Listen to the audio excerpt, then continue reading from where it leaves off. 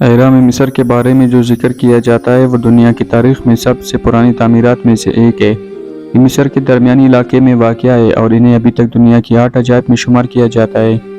اہرام مصر کے بارے میں زیادہ تر لوگوں کو تو معلوم ہی ہے یہ مصری تعمیرات ہے، لیکن بہت کم لوگوں کو یہ معلوم ہے کہ اہرام مصر کی تعمیر کی تاریخ کب شروع ہوئی۔ اہرام مصر کی تعمیر میں پہلی اہرام مصر، جس کا نام دوسر ہے، جس کی بننے کی تاریخ تقریباً 2600 قبل مسیح تک پہنچتا ہے۔ مصریوں نے اہرام کے بنانے کے لیے بڑے بڑے پتھر استعمال کیے جو نہایت بھاری تھے۔ ان پتھروں کو منفرد شکل دی جاتی تھی اور پھر ان کو آپس میں ملایا جاتا تھا۔ اہرام میں لگے پتھر اسکوائر شیپ کے ہوتے تھے۔ پتھر کے اوپر بڑے سے بڑا پتھر رکھا جاتا، اس کے بعد اس کے اوپر دوسرے پتھروں کو رکھا جاتا جو زمین سے اوپر کو جاتے ہوئے اہرام کے چوتھائی کونوں کو مکمل کرتے تھے۔ مصری اہرام کے بنانے کی وجہ کیا تھی؟ یہ سوال ابھی تک لوگوں کے ذہن میں موجود ہے اور اس کا جواب مکمل طور پر معلوم نہیں ہے، لیکن جیومیٹری کے ماہرین کے مطابق اہرام کا شکل بنانے کی وجوہات میں ایک ممکنہ تعلق تاریخی ہو سکتا ہے۔ اہرام کا شکل عرفانی ہے جو اس کے بننے کے وقت کی مصری تعلیمات کے تحت ماورائے جہاں کے بیشتر رہنے والوں کی روحوں کو قبول کرنے کے لیے بنایا گیا تھا۔ مصریوں کا خیال تھا کہ اہرام کے ذریعے وہ اپنے مردہ اقرار کے ساتھ معافی اور جنت میں داخل ہونے کا موقع حاصل کر سکتے ہیں۔ مصری تعلیمات کے تحت فرعونوں کو ان کے زمانے میں اہرام کے بنانے کے لیے زیادہ سے زیادہ خدمتکاروں کو جمع کرنا ہوتا تھا۔ ان کے پاس کافی تعلیم نہ تھا، لیکن وہ انتہائی تجربہ کار تھے۔ اہرام بنانے والے کاریگر عام طور پر بادشاہوں کے کنٹرول کے تحت کام کرتے تھے۔ ان کے پاس بہت سے اوزار تھے جن میں تاریکی، خلائی اور زمینی روا شامل تھے۔ ان کے پاس زیادہ سے زیادہ لوہے اور کانے کی اشیاء بھی تھی جن کو آرام سے استعمال کرتے ہوئے اہرام کو جلدی بنانے کی کوشش کی جاتی تھی۔ ان کے پاس بہت ساری تجربہ ہوا کرتا تھا۔ انہوں نے مختلف اجزاء کے ساتھ مختلف سلسلوں کا استعمال کیا، جیسے سنک، لوہے، کیلشیم کاربونیٹ، زیتونی ریت اور آئرن آکسائڈ۔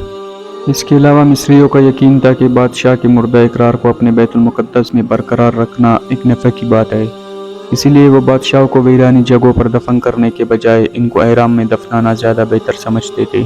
بڑے اہراموں کی تعداد 25 تک تھی، جبکہ چھوٹے اہرام بھی بہت سے تھے جو اکثر بادشاہوں کی عمر میں بنائے جاتے تھے۔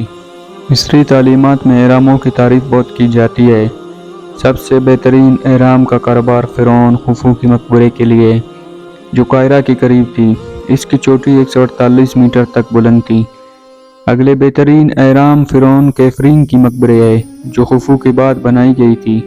مصریوں کا ایک اور مقصد تھا کہ بادشاہ کی زندگی کی تاریخ اور ان کی کامیابیوں کی تاریخ کو تہیم کرنے والی انفرادی اقرارات اور دستاویزات اہرام کے اندر رکھ دی جائے۔ ایک اور مقصد یہ تھا کہ اہراموں کی تعمیر اور ان کے استعمال کے عمل سے مصری تعمیر کاروں کی قابلیتیں دنیا بھر میں شہرت پائے۔ ان کے استعمال کے ساتھ مصری تعمیر کاروں کی نظریات اور تجربہ کاریاں آج بھی عمارتی علم کی دنیا میں اہم کردار ادا کرتی ہے۔ قدیم مصر میں اہرام بنانے کے لیے بہت زیادہ کام کی ضرورت ہوتی تھی۔ ابتدائی طور پر مصریوں نے چوٹی کو کسی بھی قسم کی پیچیدہ کنٹرول میکینزم کے بغیر بنایا۔ بڑے اہراموں کی تعداد مصری تاریخ کی عکاسی کرتی ہے۔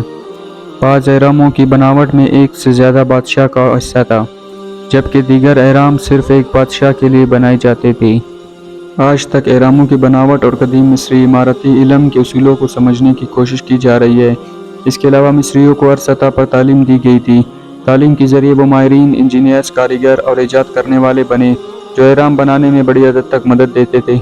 دھات سازی کا استعمال ایک دوسرے کے ساتھ جوڑنے کے لیے بھی کیا جاتا تھا، جو اہراموں کی سائز، شکل اور پوزیشن کے لحاظ سے اہم تھا۔ یہ ماہرین اور کاریگروں کی کارکردگی کے لیے بھی ضروری تھا۔ مصریوں نے اہرام کی بناوٹ کی وجہ بتانے کے لیے کئی نظریات بیان کیے ہیں۔